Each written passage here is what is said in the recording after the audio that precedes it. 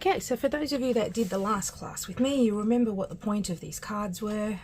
These ones we made using watercolor paper, and we learned a couple of fun techniques to put together a set of 20 cards, even though you get a set of labels that are about 33 labels. So I've gone ahead and I've made some extra ones for myself and put my prompts. So basically when you're struggling in your art journaling, sometimes you get a block. And if you want to go ahead and you just want something to start you off, just an idea to start you off, well, you can go ahead and you can just shuffle this deck of cards that you've made for yourself and pick maybe 1 card or 3 cards or 5 cards. And the cards that you pick would be the things that you would use to start yourself off your page. So for example, use a monochromatic color theme. And then if I shuffled my cards and I went, okay, and then I need to doodle with black and white pens on top of that.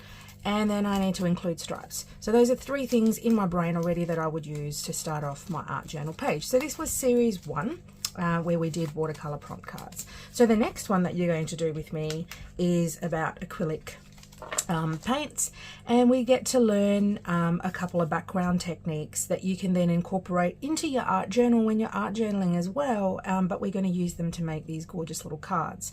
So what happens is you'll get 2 sheets of paper, and we'll do 2 different techniques, and you can tell this is a very distinctly dilutions type style, and this is a little bit of with a bit of mixture of everything, Dina Wakley, etc.